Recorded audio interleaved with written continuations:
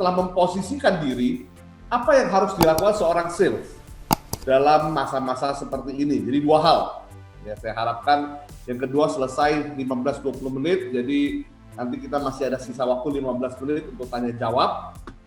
Ya, izin saya mau share screen saya. Ya, jadi hari ini tidak peduli Anda seorang sales, rekan-rekan maupun seorang pemilik perusahaan, ya, ada beberapa hal yang harus kita sama-sama pelajari dan posisikan diri. Ya, saya izinkan saya mau share screen dulu. Oke. Ya. Kenapa saya beri judul Magic, ya, outside the comfort zone? Ya, saya pikir juga kalau teman-teman ada di tempat ini, ya mungkin udah pernah sering kali mendengar kata comfort zone. Ya, ada orang suka, ada orang nggak suka, ada orang anggap itu adalah sesuatu yang buruk. Ya, saya nggak ngomong ke arah sana, tapi saya mau bicara begini. Pandemi ini udah berjalan cukup lama, ya, 8, 9, 10 bulan. Ya, dan ini sebenarnya ini ada satu keuntungan buat kita yang adalah angkatan produktif bekerja di tahun 2020 maupun 2021. Kenapa saya bilang keberuntungan sebenarnya, ya, di tengah-tengah satu kondisi yang sebenarnya prihatin dan bermasalah dan sangat menimbulkan banyak sekali kesulitan untuk orang-orang. Saya bilang kita sebenarnya bisa menemukan sedikit celah keberuntungan adalah karena begini. Di masa-masa lalu, ya, orang-orang itu setengah mati berusaha ikut training, berusaha ikut coaching, ngomongin dari awal sampai habis nggak habis-habis untuk apa? Untuk bisa membuat perusahaan mereka keluar dari comfort zone. Hari ini, ya, 2020 dengan hadirnya episode pandemik selama 10 bulan ini, kita semua saat ini dipaksa, jadi cabut dari tempat kita berada, lalu dikeluarkan dari comfort zone kita. Ya, so mungkin nggak nyaman pasti, so mungkin banyak sekali pertanyaan pasti, ya, tetapi ini sebenarnya harus dilihat sebagai satu kesempatan. Di masa lalu, pendahulu-pendahulu kita, untuk bisa ada di posisi seperti sekarang, ya, itu harus ikut training, harus melatih diri, harus melakukan banyak sekali. Kita sekarang dipaksa keluar seperti itu, ya. Jadi ini kalau dulu ada satu orang ahli marketing pernah mengatakan ini yang terjadi selama berapa bulan ini, ya ini masuk kategori the power of kepepet. Ya, jadi kalau udah kepepet, orang akan lakukan apa saja. Tapi apa benar begitu? Saya akan mulai sore hari ini dengan satu buah slide, ya. Satu buat timeline yang sangat sederhana, yang jangan dijadikan patokan, tetapi ini hanya untuk kasih satu gambaran kepada kita aja, bahwa hari ini kita di mana. Ya. 2020 awal, Januari, ya kita mulai mendengar tentang COVID. Ya. Saya ingat sekali pada masa itu, kita berkata seperti ini, kita ya warga Indonesia, ya, yang bangga, ya, warga 62 itu kita bilang begini, COVID tidak sampai di Indonesia. Ya, kenapa? Lihat di Januari 2020, banjir besar. Dan ketika banjir besar, apa yang kita lakukan? Ketika banjir besar, kita main di air, ada foto-foto anak-anak bermain di air, ya, lalu di bawahnya viral tulisan begini, begini aja kita nggak sakit, apalagi cuma COVID. Ya. Pasti ada yang pernah lihat, ya, hal-hal yang seperti itu, ya. Meme seperti itu beredar cukup banyak di awal-awal ketika kita belum terkena COVID, ya. Ada lagi yang menggambarkan ada beberapa virus lain, ya, DBD, malaria, ya, dan COVID-nya kecil, ya. Terus diusir, pergi kamu, ini bukan tempat kamu. Ada juga, ya, yang menampilkan meme seperti itu. Ya lucu, tapi nggak lucu ketika kita mulai benar-benar merasakan impact-nya. 2 Maret 2020 itu first confirmed case, ya, saya reminder aja kita semua. 20 Maret kita di Jakarta, ya, kecuali ada yang di luar kota, ya, kita di Jakarta mengalami PSBB tahap pertama yang ketat itu selama 3 bulan. Dan ini dan itu dan ini dan itu, tahu-tahu ini udah Januari 2021. Ya. Dan di tanggal belasan Januari itu, ya, kita masih melihat terus-menerus ada record cases, ya. Dan di Jakarta, tadinya kalau 1.000 kita bilang ini rekor baru, sekarang Jakarta rata-rata udah happy kalau di bawah 3.000. Di Jawa Barat sekarang udah lebih tinggi daripada Jakarta. Nah, saya mau bilang apa? Saya mau bilang begini. Dengan posisi di Indonesia saat ini kita masih record cases seperti ini, dan kita punya 270 juta jiwa, ini data terbaru dari survei terbaru BPS, kita sekarang ada 270 juta jiwa di Indonesia resmi. COVID ini masih akan ada untuk sementara waktu. Nah, berbalik diteruskan ke cerita saya adalah begini. Pada awal-awal terjadinya COVID, ada 2 orang secara kebetulan tidak saling mengenal datang kepada saya. Ya, dan kita berbincang-bincang. Ya, yang dua-duanya punya profesi yang sama persis. Yaitu adalah apa? Yaitu adalah guru di salah satu lembaga pendidikan.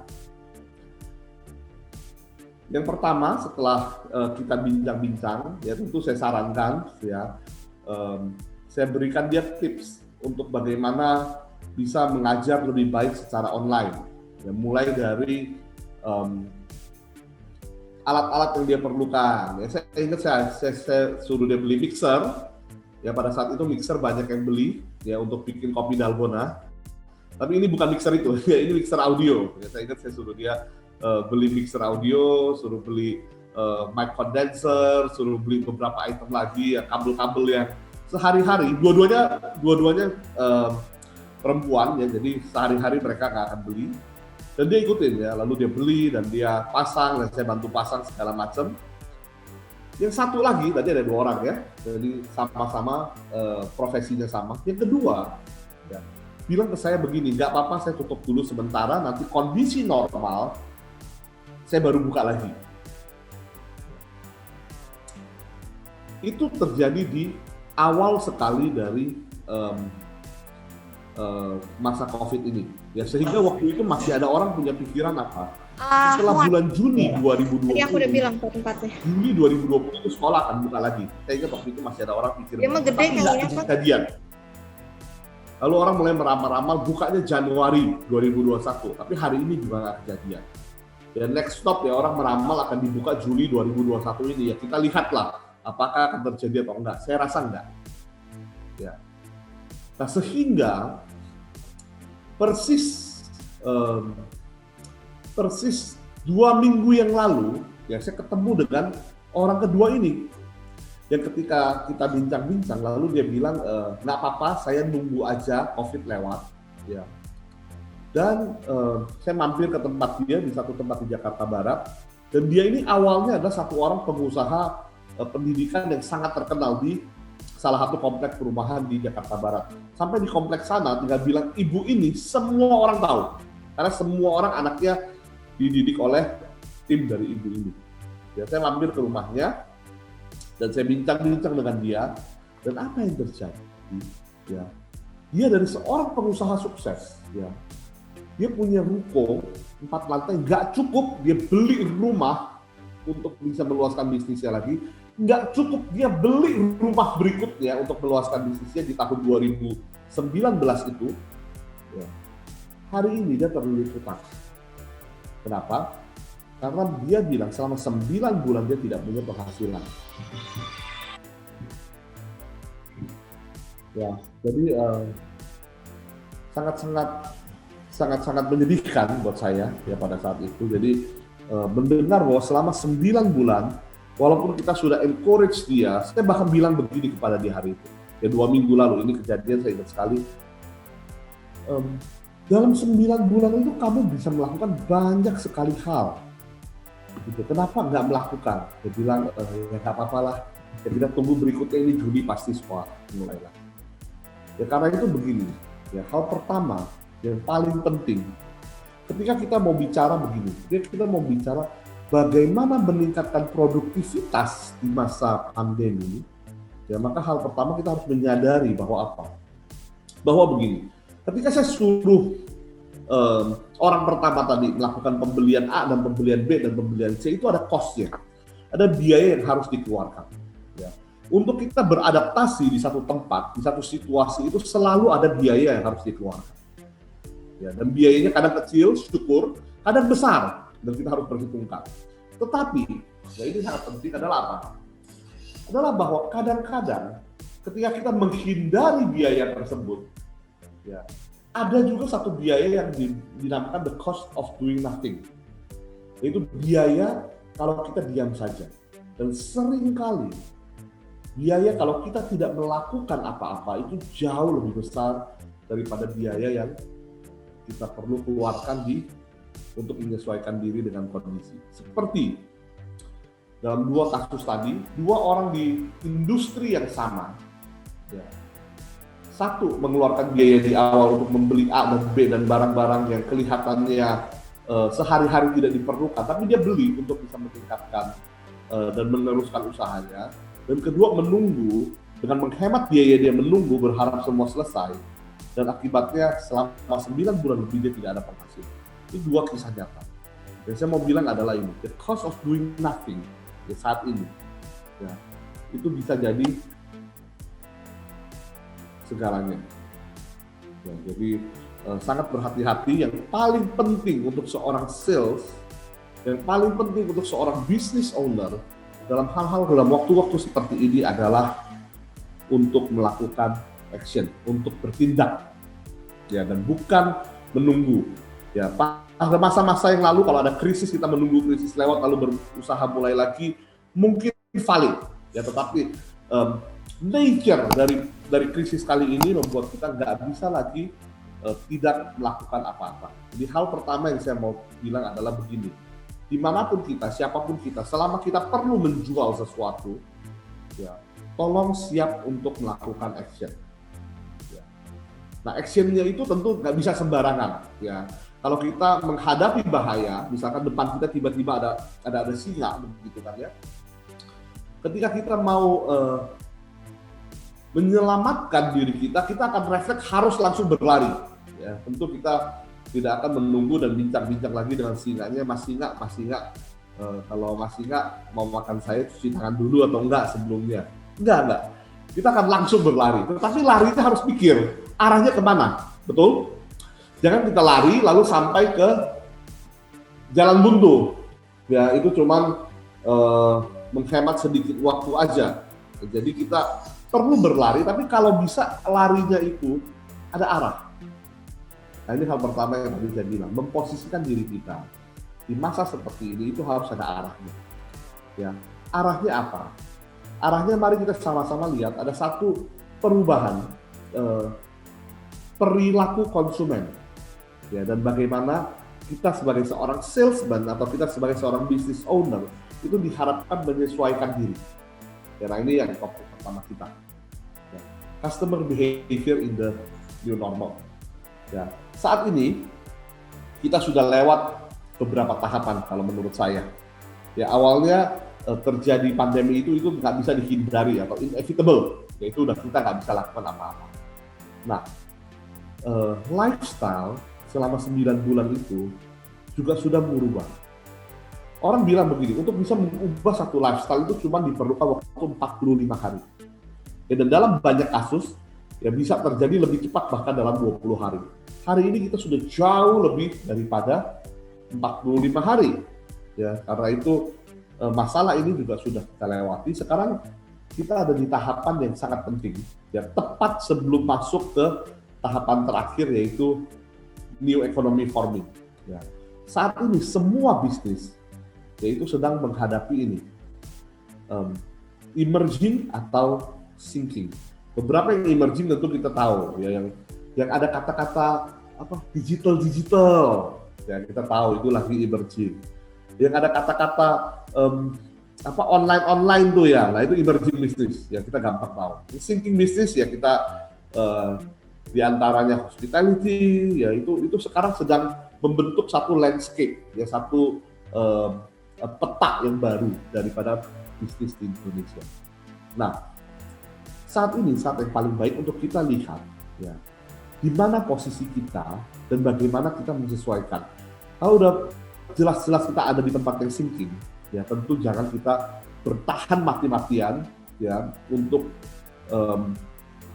ini bravado apa. Saya mau jadi orang terakhir di atas kapal, bukan begitu. Ya. Nah, jadi mempelajari hal ini, ya kita melihat ada beberapa hal yang terjadi. Ya. Sebenarnya cukup banyak, tetapi kalau mau dikategorikan ada 4 perubahan besar konsumen yang terjadi pada saat ini. Dan perhatikan 4 hal ini, perhatikan bagaimana kita bereaksi terhadap hal ini. Jadi saya, ya kita akan bisa melakukan meningkatkan produktivitas, meningkatkan angka penjualan kita di masa-masa ini dan selanjutnya bahkan. Ya, jadi ini topik pertama kita, ada 4 negatif perilaku konsumen. Saya akan breakdown apa yang berubah dan apa yang diharapkan dari market terhadap kita, ya agar kita bisa relevan sebagai seorang sales ataupun sebagai sebuah bisnis. Yang pertama, ya semua mengalami, ya teman-teman lagi ada di mana sekarang? Berapa persen yang lagi WFO, berapa persen yang lagi WFA? Ya kalau kita ikut peraturan di Jakarta yang WFO cuma 25% harusnya. Ya artinya sebagian besar orang saat ini ada di rumah. Ya, dan ini ya adalah sesuatu yang tidak bisa kita abaikan. Stay at home lifestyle ini sesuatu yang paling utama, ya, yaitu bahwa orang nggak lagi sekarang mobile kemana-mana ya untuk melakukan aktivitasnya. Mereka lebih banyak ada di rumah. Dan lebih banyak di rumah itu ya menghasilkan beberapa kebiasaan baru, habit, ya ingat ya, lifestyle datangnya dari habit. Beberapa kebiasaan baru itu ada begini. Saya kasih contoh yang paling relevan untuk orang kantor ya. Salah satunya adalah apa? Salah satunya adalah ini. Siapa yang setiap hari harus kopi? Ya, saya pikir mungkin sebagian besar ya. Sebagian besar mungkin setiap hari harus kopi ya. Kalau dulu ya, yang elit ya maka setiap hari kita beli yang namanya Starbucks. Jadi kalau kalangan elit ya. Kalau yang kalangan biasa kita suka beli kopi instan, begitu ya, kopi instan di warung ya, biasanya juga kadang-kadang sempetin sarapan Indomie di tempat yang sama. Ini juga saya kebiasaan dulu ya. Hari ini ya karena kita bisa tentu delivery kopi dan lain-lain, tapi pada awal masa terjadinya COVID ini ada satu yang meledak. Apa itu? Dalgona Coffee. Ada yang nyobain bagaimana bikin-bikinnya, bagaimana semua orang tiba-tiba tiba-tiba terkena demam mau bikin Dalgona Coffee? Ya. Saya juga kena sebenarnya ya. Saya ingat tuh pada masanya tuh ngaduk-ngaduk kopi pakai garpu biar kembang begitu ya. Karena apa? Karena ketika orang di rumah, mereka punya ekstra waktu, ya mereka masuk ke dalam satu kebiasaan DIY, do it yourself. Ya, orang-orang jadi pengen melakukan sesuatu sendiri. Ya. Ada teman saya yang sampai belajar bagaimana cuci AC sendiri. Ya. Ada yang belajar bagaimana potong rambut sendiri, ya kan? Oke, mengenai do it yourself mentality, DIY. Ya, jadi kita memang ini terjadi. Ya, jadi alangkah baiknya kalau produk-produk yang kita miliki saat ini, ya kita bawa ke arah satu, bagaimana agar ini bisa dibuat sendiri di rumah. Ya, dan ini sesuatu yang sangat menarik, kita bisa bahas. Yang kedua itu adalah begini, kalau zaman dulu, ya suami pergi bekerja, istri di rumah sebagian saat. Ya sehingga, ya kalau di luar, suami mau makan siang, ya dia akan pesan berapa porsi, akan pesan 1 porsi untuk dia makan sendiri. Ya kan? Tetapi sekarang karena dia bekerja dari rumah, kalau siang hari dia mau pesan makanan, ya dia akan lakukan apa? Dia akan pesan makanan, tetapi dia harus pesan untuk seluruh keluarga. Jadi dia nggak bisa pesan untuk diri sendiri lagi. Kenapa? Ya karena sekarang kalau dia pesan dia makan sendiri, waduh suami macam apa kan ya? Nah, jadi sekarang ketika seseorang mau melakukan pembelian, ya ini konsumen ya mau melakukan pembelian, dia harus berpikir untuk keseluruhan orang yang ada di dalam rumahnya. Ini sangat menarik. Kenapa? Karena dengan demikian, ini silakan di take notes, promo-promo yang mengedepankan jumlah yang tepat untuk keluarga, ini akan menarik. Ya, misalnya, ya kalau Anda jual makanan, ya satu porsi, ya, lalu Anda mau buat promo, ya, buatlah promo yang jumlahnya itu bisa dibeli, bisa dinikmati oleh sekaligus satu keluarga sekaligus. Jangan ketika Anda membuat satu promosi, yang membuatnya hanya untuk perorangan. Ya, ketika orang mau beli makanan tadi, sekarang dia berpikir, saya harus beli 4 kali karena ada istri dan 2 anak. Oh, alangkah pas kalau tiba-tiba ada promo ya kalau 4 porsi, dia bisa dapatkan lebih murah. Ya, inilah yang yang menjadi daya tarik pada saat ini terhadap satu unit usaha atau sales. Ya. Fokusnya itu untuk satu rumah daripada untuk satu orang. Nah, saya teruskan ya adalah begini. Ya, sehingga saat ini karena semua orang ada di rumah, maka produk itu diharapkan bisa apa? Ya, diharapkan mudah didapat, ya, accessible.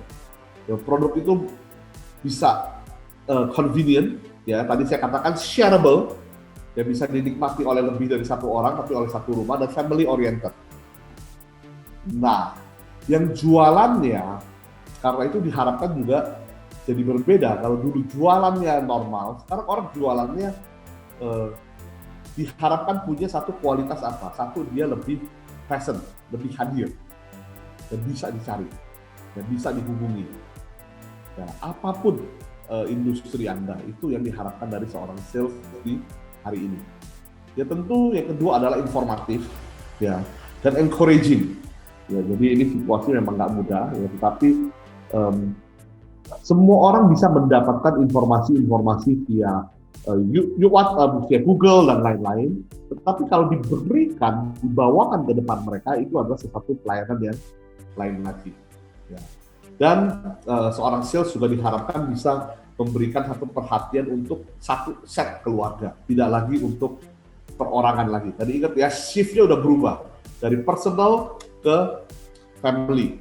Nah, ini yang sangat-sangat perlu kita perhatikan. Kalau dulu jualan investasi, misalkan, jual agar si bapaknya bisa untung investasi, hari ini nggak bisa. Harus dibawa unsur keluarga di dalamnya. Ya, nah itu akan menjadi sangat menarik. Apapun industrinya.